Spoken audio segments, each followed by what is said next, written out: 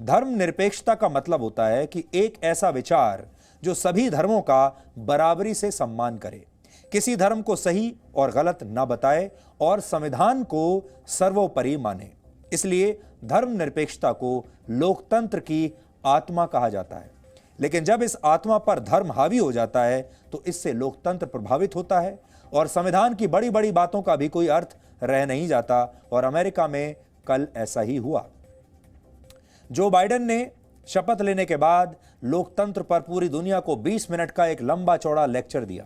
उन्होंने बताया कि कैसे वो दुनिया के सबसे मजबूत लोकतांत्रिक देश हैं और कैसे वो लोकतंत्र में विश्वास रखते हैं। लेकिन उस शपथ के दौरान जब उन्होंने बाइबल पर अपना हाथ रख दिया तो उससे बहुत सारी चीजें स्पष्ट हो गई और वो काम करने के बाद वो लोकतंत्र पर अब दुनिया को लेक्चर दे नहीं सकते।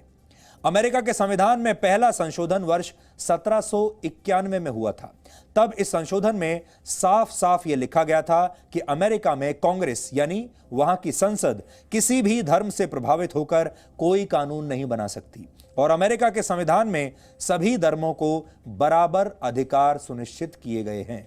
हालांकि आज अमेरिका में पैदा हुई इन परिस्थितियों को आपको भारत के नजरिए से भी देखना चाहिए, समझना चाहिए। और इसके लिए हम आपको सबसे पहले प्रधानमंत्री नरेंद्र मोदी की वर्ष 2019 की शपथ दिखाना चाहते हैं, जब उन्होंने शपथ ली थी, जिससे आपको पता चलेगा कि भारत दुनिया का सबसे बड़ा लोकतंत्र ही नहीं बल्कि सबसे मजबूत लोकतंत्र भी है। आज जो बाइडेन की शपथ को देखिए और हमारे देश में जो प्रधानमंत्री ने 2019 में शपथ ली थी, जो कि हमारा आखिरी लोकसभा चुनाव था अभी तक का, जो सबसे ताजा लोकसभा चुनाव था उसके बाद, और दोनों में फर्क देखिए।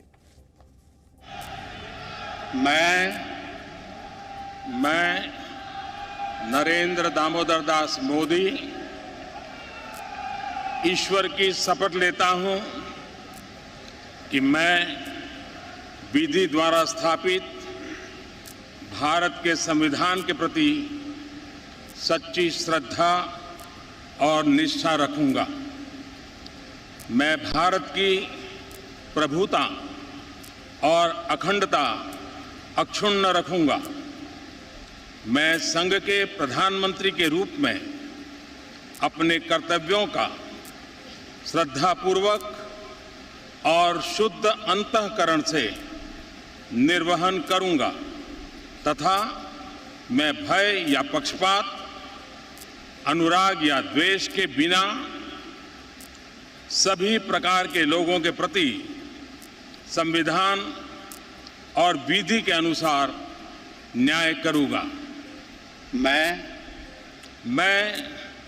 नरेंद्र दामोदर दास मोदी ईश्वर की शपथ लेता हूं कि जो विषय संघ के प्रधानमंत्री के रूप में मेरे विचार के लिए लाया जाएगा अथवा मुझे ज्ञात होगा, उसे किसी व्यक्ति या व्यक्तियों को तब के सिवाय जबकि प्रधानमंत्री के रूप में अपने कर्तव्यों के सम्यक निर्वहन के लिए ऐसा करना अपेक्षित हो, मैं प्रत्यक्ष अथवा अप्रत्यक्ष रूप से संसूचित या प्रकट नहीं करूंगा।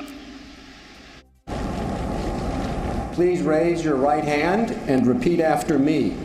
I, Joseph Robinette Biden Jr., do solemnly swear. I, Joseph Robinette Biden Jr., do solemnly swear. That I will faithfully execute. That I will faithfully execute. The office of President of the United States. Office of President of the United States. And will, to the best of my ability. Will, to the best of my ability. Preserve, protect, and defend. Preserve, protect, and defend. The Constitution of the United States. The Constitution of the United States. So help you God. So help me God. Congratulations, Mr. President.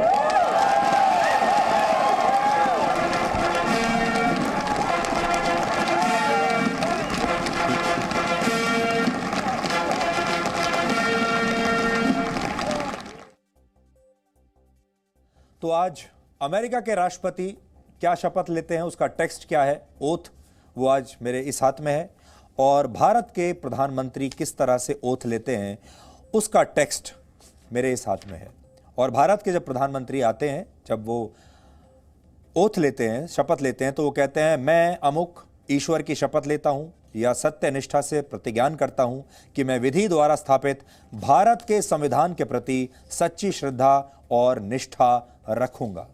लेकिन America के राष्ट्रपति जब अपना oath लेते हैं तो वो कहते हैं I do solemnly swear that I will faithfully execute the office of President of the United States and will do the best of my ability, preserve, protect and defend the Constitution of the United States.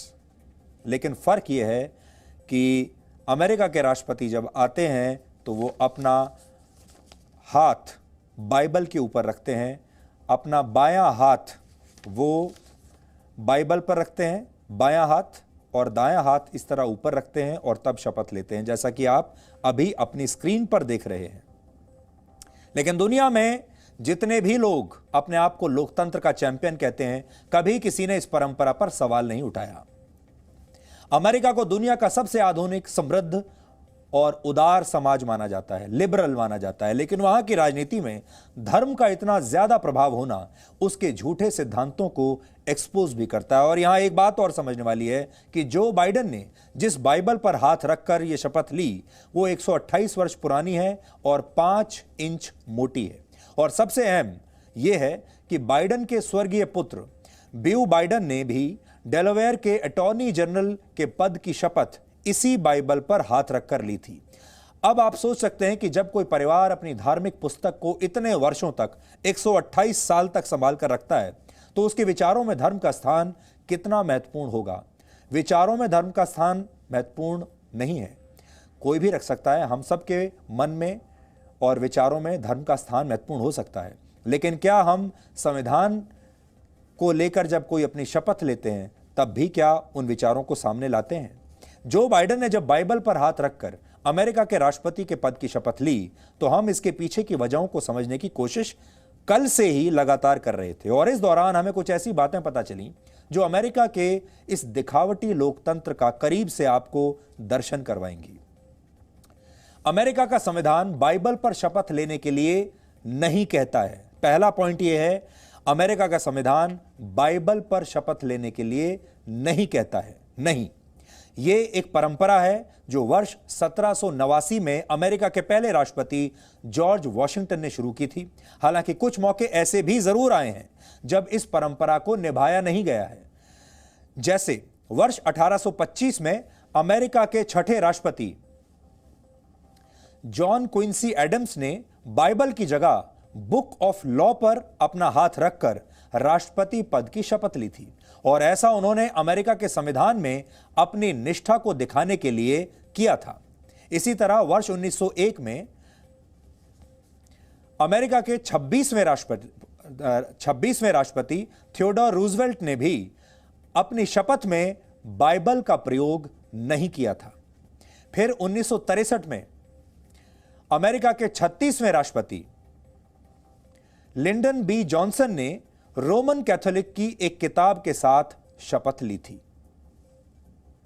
हालांकि America में कई ऐसे राष्ट्रपति भी आए जिन्होंने अपने inauguration day पर एक नहीं बल्कि दो बाइबल पर हाथ रखकर शपथ ली और इनमें डोनाल्ड ट्रंप भी शामिल हैं। अब वो तस्वीरें भी आप देख लीजिए। जब डोनाल्ड ट्रंप ने शपथ ली थी तब उन्होंने एक नहीं बल्कि 2 बाइबल पर हाथ रखकर शपथ ली थी। ये डोनाल्ड ट्रंप की शपथ हम आपको दिखा रहे हैं।